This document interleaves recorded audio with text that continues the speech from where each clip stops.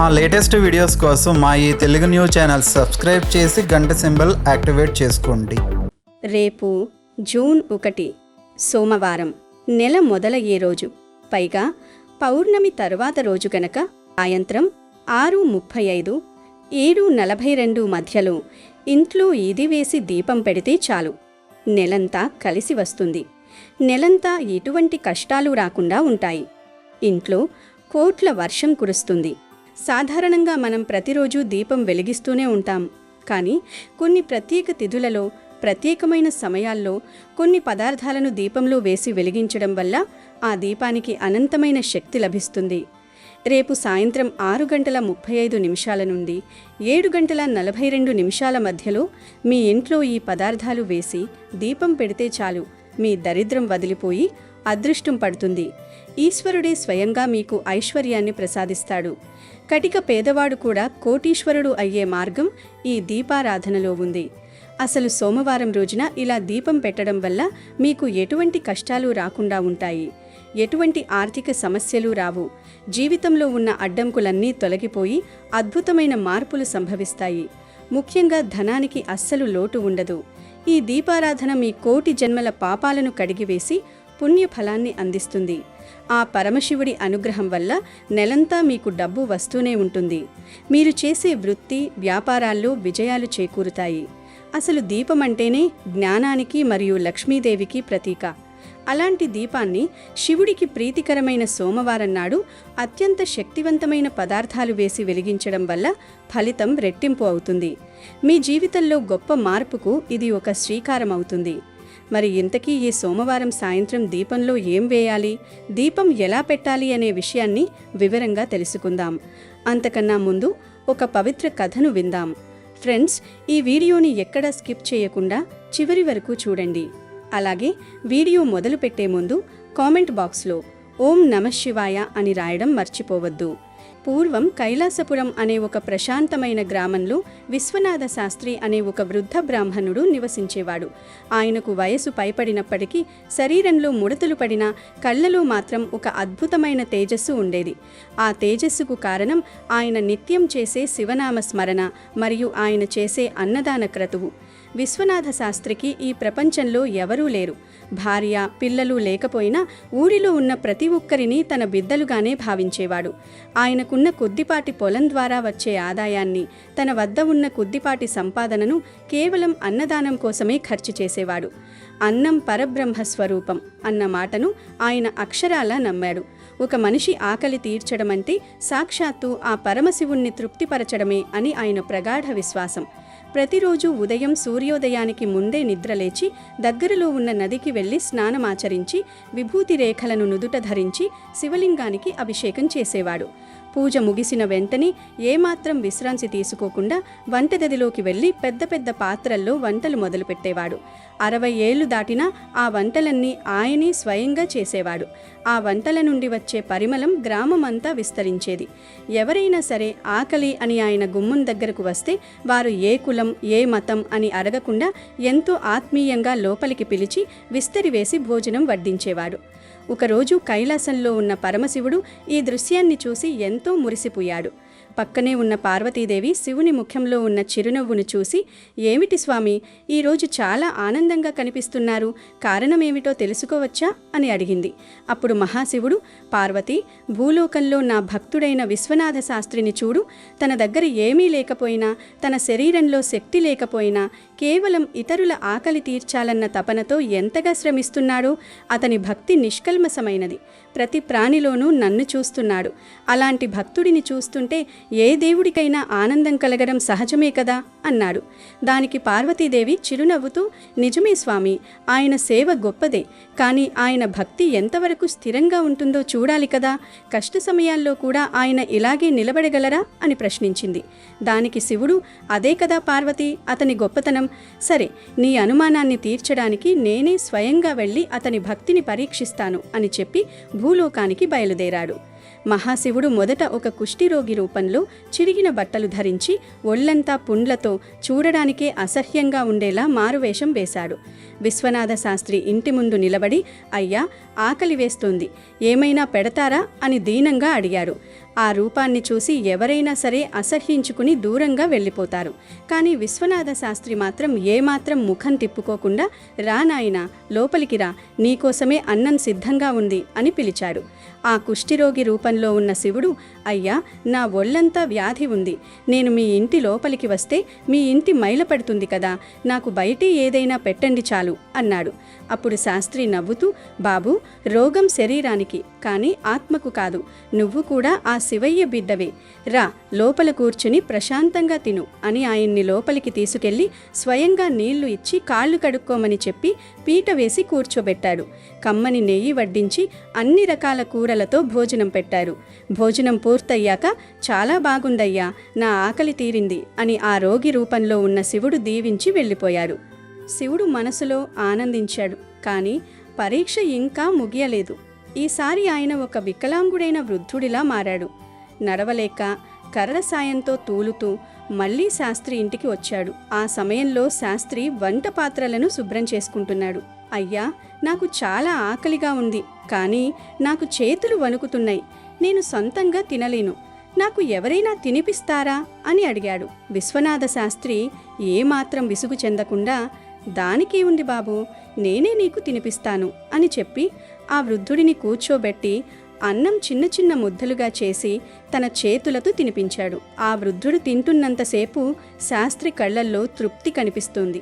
భోజనం తర్వాత ఆ వృద్ధుడు, నీ చేతితో అన్నం తినడం నా పూర్వజన్మ సుకృతం, ఆ శివుడు నిన్ను చల్లగా చూస్తాడు అని చెప్పి వెళ్ళిపోయాడు. ఇక ఆఖరి పరీక్షకు సమయం వచ్చింది. ఈసారి శివుడు ఒక గర్విష్టి అయిన ధనికుడిలా, అహంకారిలా వేషం మార్చుకుని బ్రాహ్మణుడి ఇంటికి వచ్చాడు. విశ్వనాథ శాస్త్రి ఇంటి గుమ్మం వద్ద నిలబడి ఉన్న ఆ ధనికుడు సామాన్యుడిలా లేడు. అతని కళ్లల్లో ఒక వింతైన గర్వం, మాటల్లో అహంకారం స్పష్టంగా కనిపిస్తున్నాయి. శాస్త్రిని చూడగానే ఆయన ఎంతో ఈసడింపుగా, ఓయ్ బ్రాహ్మణ, ఈ ఊరిలో నీవు గొప్ప అన్నదాతవని, ఎవరు వచ్చినా కాదనకుండా భోజనం పెడతావని విన్నాను. నాకు చాలా ఆకలిగా ఉంది, కానీ నాకు సాధారణమైన భోజనం రుచించదు. నేను అడిగింది నీవు వండి పెట్టగలవా? ఒకవేళ పెట్టలేకపోతే నీవు అన్నదాతవు అని చెప్పుకోవడం మానేయాలి. నాకు మాట ఇస్తావా అని గంభీరంగా అడిగాడు. ఆ మాటలకు శాస్త్రి ఏమాత్రం చలించకుండా ఎంతో వినయంగా చేతులు జోడించి, నాయనా, నా ఇంటికి వచ్చిన అతిథిని ఆకలితో పంపడం నాకిష్టం లేదు. నా శక్తి మేరకు నీవు కోరినది తప్పకుండా సిద్ధం చేస్తాను. ఇది ఆ పరమశివుడి మీద సాక్షిగా నేను ఇస్తున్న మాట అని అన్నాడు. అప్పుడు ఆ వ్యక్తి తన అసలు రూపాన్ని బయటపెడుతూ, అయితే విను, నాకీ కూరగాయలు, పప్పు, అన్నం లాంటి శాకాహార భోజనం వద్దు. నాకు మాంసం తినాలనుంది. అది కూడా అడవిలో దొరికే జంతువుల మాంసం కాదు, కేవలం మనిషి మాంసం మాత్రమే నాకు కావాలి. అప్పుడే నా ఆకలి తీరుతుంది. ఇప్పుడు చెప్పు, నీవిచ్చిన మాట మీద నిలబడతావా లేక వెనక్కి తగ్గుతావా అని భయంకరంగా ప్రశ్నించాడు. ఆ మాట వినగానే విశ్వనాథ శాస్త్రి ఒక్కసారిగా నిర్ఘాంతపోయాడు. ఆయన గుండె వేగంగా కొట్టుకోవడం మొదలైంది. తన జీవితకాలమంతా చీమకు కూడా హాని చేయకుండా అహింసను పరమధర్మంగా భావించి బ్రతికిన ఆయనకు ఈ కోరిక దారుణంగా అనిపించింది. కళ్ళల్లో నీళ్లు తిరుగుతుండగా, నాయనా, ఇదేం కోరిక? ఒక ప్రాణాన్ని తీసి నీ ఆకలి తీర్చడం మహాపాపం. ఒక జీవిని చంపడం నా వల్ల కాదు. దయచేసి వేరే ఏదైనా అడుగు. నీకోసం నా ప్రాణాలనైనా ధారపోస్తాను, కానీ వేరొకరిని మాత్రం బలివ్వలేను అని బ్రతిమాలాడు. దానికి ఆ ధనికుడు వెక్కిరింతగా నవ్వుతూ, చూసారా, మాట ఇవ్వడం సులభం, కానీ నిలబెట్టుకోవడం కష్టం. సరే, ఎవరినో చంపడం నీకు ఇష్టం లేకపోతే నీ మాంసాన్ని నాకు వండిపెట్టు. నీవు నిజమైన భక్తుడివైతే, నీ త్యాగగుణం గొప్పదైతే నీ శరీరాన్ని నాకు ఆహారంగా ఇవ్వు. అప్పుడు నీవు అన్నదాతవు అని నేను ఒప్పుకుంటాను అని సవాలు విసిరాడు. ఆ క్షణం శాస్త్రి మనసులో తీవ్రమైన మథనం మొదలైంది. ఆయన కళ్ళు మూసుకుని తన ఆరాధ్య దైవమైన శివయ్యను తలుచుకున్నాడు. స్వామి, అతిథిని నిరాశపరిస్తే అది నా ధర్మానికి ముప్పు. ఈ శరీరం ఎలాగూ శాశ్వతం కాదు, ఏదో ఒకరోజు మట్టిలో కలిసిపోయేదే. అశాశ్వతమైన ఈ దేహం ఒకరి ఆకలి తీర్చడానికి ఉపయోగపడితే అంతకంటే గొప్ప పుణ్యం ఏముంటుంది అని నిర్ణయించుకున్నాడు. వెంటనే లోపలికి వెళ్ళి పదునైన కత్తిని తీసుకువచ్చాడు. ముఖంలో ఏమాత్రం భయం లేకుండా, అయ్యా, నీవు కోరినట్లే చేస్తాను. నా శరీరం నుండి మాంసం కోసి నీకు రుచికరంగా వండి పెడతాను. నా ఆతిథ్యాన్ని స్వీకరించి నన్ను ధన్యుణ్ణి చెయ్యి అని పలికారు. తన కాలిపై కత్తిని వేసి కోసుకోబోతున్న ఆ తరుణంలో ఒక్కసారిగా ఆ ఇల్లంతా కోటి సూర్యుల ప్రకాశంతో నిండిపోయింది. ఆ ధనికుడి రూపం మాయమై సాక్షాత్తు ముక్కంటి జటాజూటధారి అయిన పరమశివుడు ప్రత్యక్షమయ్యాడు. శాస్త్రి చేతిలోని కత్తి కింద పడిపోయింది. ఆ దివ్య మంగళ స్వరూపాన్ని చూసి ఆయన కళ్ళ నుంచి ఆనంద బాష్పాలు రాలాయి. వెంటనే శివుని పాదాల మీద పడి, మహాదేవా, నన్ను పరీక్షించడానికి ఇదంతా చేశావా? నా దర్శన భాగ్యం లభించింది, నా జన్మ ధన్యమైంది అని గద్గద స్వరంతో వేడుకున్నాడు. శివుడు ఆయనను ప్రేమతో లేపి కౌగిలించుకుని, వత్స, విశ్వనాథ, నీ భక్తి వెలకట్టలేనిది. అన్నదానమంటే కేవలం ఆహారం పెట్టడం కాదు, అందులో నీ అహంకారాన్ని, అవసరమైతే నీ ప్రాణాన్ని కూడా పణంగా పెట్టేంత ఉదారత ఉండాలి. ఆ నిస్వార్థ గుణం నీలో ఉంది. లోక కళ్యాణం కోసం నీవు చేసిన ఈ సేవ అమోఘం. నీవు ఎందరికో ఆదర్శప్రాయుడివి. నీ భక్తికి మెచ్చి నీకు శాశ్వత మోక్షాన్ని ప్రసాదిస్తున్నాను అని దీవించాడు. అప్పుడే పార్వతీదేవి కూడా ప్రత్యక్షమై శాస్త్రిని ఆశీర్వదించింది. ఆ రోజు నుండి ఆ గ్రామంలో అన్నదానం యొక్క విశిష్టత దేశమంతా పాకింది. అన్నదానం చేసేటప్పుడు ఎదుటివారి రూపం, కులం, మతం చూడకూడదని, కేవలం వారి ఆకలిని మాత్రమే భగవంతుని రూపంగా చూడాలని ఈ కథ మనకు బోధిస్తుంది. విశ్వనాథ శాస్త్రి చేసిన ఆ పరమ త్యాగం, అన్నదాన మహిమ వల్ల ఆయన పేరు కాలదర్భంలో కలిసిపోకుండా చిరస్థాయిగా నిలిచిపోయింది. చివరికి ఆయన శివైక్యం చెంది భక్తుల హృదయాల్లో నిలిచిపోయారు. ఆకలితో ఉన్నవానికి ఒక ముద్ద అన్నం పెట్టడం అనేది ఎన్ని పూజలు చేసినా రాని పుణ్యాన్నిస్తుందని ఈ కథ యొక్క పరమార్థం. ఇక విషయంలోకి వస్తే, రేపు సోమవారం సాయంత్రం మీరు చేసే ఈ దీపారాధన మీ సుడిని తిప్పేస్తుంది, అష్ట ఐశ్వర్యాలను ప్రసాదిస్తుంది. ముందుగా ఈరోజు సాయంత్రం వేళ మీ ఇంటిని, ముఖ్యంగా పూజా గదిని శుభ్రం చేసుకోవాలి. ప్రదోషకాల సమయంలో శివుణ్ణి ఆరాధించడం వల్ల అపరిమితమైన ఫలితాలు వస్తాయి. ఈ దీపారాధన కోసం మీరు మట్టి ప్రమిదలను వాడితే చాలా మంచిది.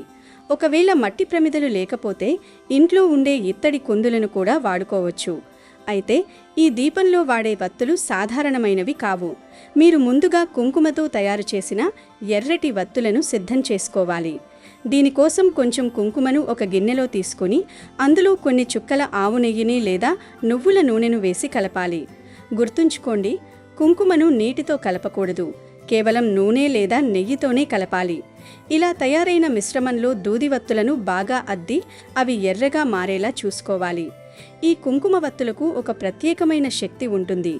ఇవి మీ ఇంట్లో ఉన్న నకారాత్మక శక్తిని, అంటే నెగటివ్ ఎనర్జీని పూర్తిగా బయటకు పంపివేస్తాయి.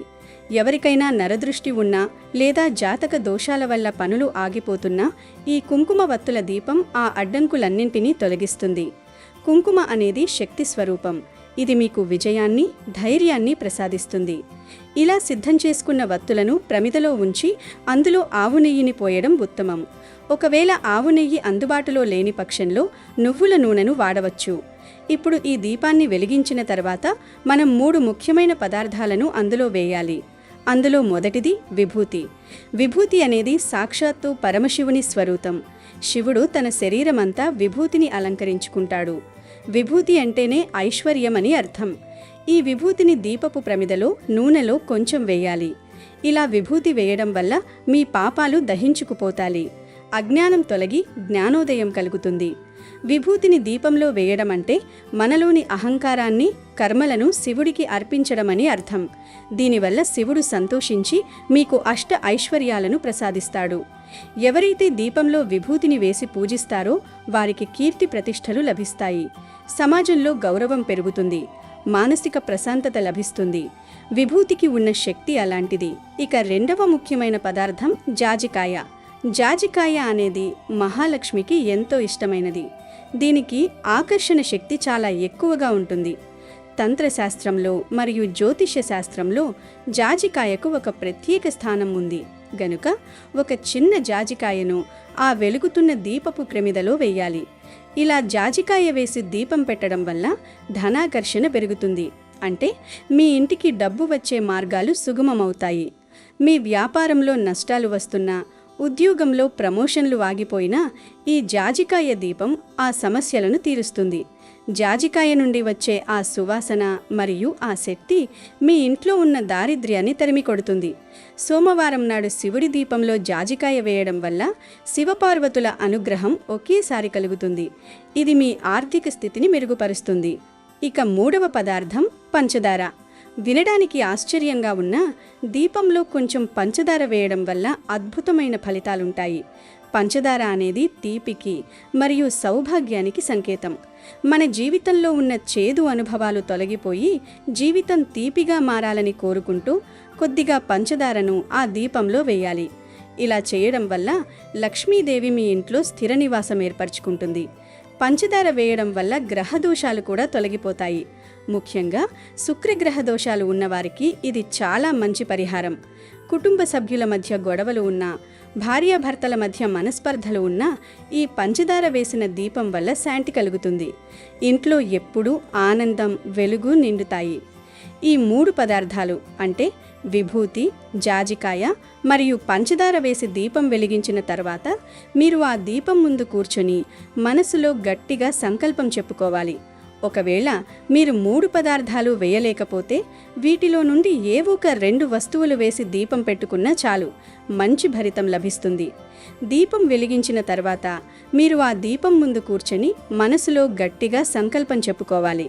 మీ మనసులో ఉన్న కోరిక ఏదైనా సరే అది నెరవేరాలని ఆ పరమేశ్వరుడిని వేడుకోండి. ఓ మహాదేవా, నా కష్టాలను తీర్చు, నాకు ధనధాన్యాలను ప్రసాదించు, నా కుటుంబాన్ని చల్లగా చూడు అని మనస్ఫూర్తిగా ప్రార్థించండి. ఆ సమయంలో ఓం నమఃశివాయ అనే మంత్రాన్ని 108 సార్లు జపించడం ఎంతో ఉత్తమం. శివుడి ముందు ఈ దీపం పెట్టుకుని పూజ చేసుకోవాలి. ఈ పూజలో భాగంగా శివునికి నైవేద్యంగా 1 గ్లాసు పాలను సమర్పించండి. పాలు అంటే భోళా శంకరుడికి ఎంతో ఇష్టం. ఆ పాలను నైవేద్యంగా పెట్టి ధూపం చూపించండి. పూజ ముగిసిన తర్వాత ఆ పాలను ప్రసాదంగా స్వీకరించండి. ఈ విధంగా సోమవారం సాయంత్రం 6:35 నుండి 7:42 మధ్యలో ఈ దీపారాధన చేస్తే మీ జీవితంలో ఉన్న చీకట్లు తొలగిపోయి కొత్త వెలుగులు వస్తాయి. ధనానికి ఎప్పుడూ లోటులాదు. మీరు తలపెట్టిన ప్రతి పనిలో విజయం లభిస్తుంది. నరదృష్టి వల్ల కలిగే అనారోగ్య సమస్యలు కూడా మటుమాయమవుతాయి. ఈ సోమవారం దీపం మీ ఇంటి చుట్టూ ఒక రక్షణ కవచంలా మారుతుంది. పట్టిందల్లా బంగారమై మీ అదృష్టం మారుతుంది. ఇది శాస్త్రవచనం. కాబట్టి రేపు సాయంత్రం ఈ చిన్న పరిహారాన్ని తప్పక ఆచరించండి. శివుడి అనుగ్రహంతో మీకు అంతా మంచే జరుగుతుంది. అష్టైశ్వర్యాలు సిద్ధిస్తాయి. ఆర్థిక ఇబ్బందులన్నీ పటాపంచలైపోతాయి. మీ సంకల్పం నెరవేరడానికి ఆ పరమశివుడు మార్గం చూపిస్తాడు. వీడియో నచ్చితే లైక్ చేయండి, షేర్ చేయండి, బట్ సబ్స్క్రైబ్ చేసుకోవడం మర్చిపోవద్దు.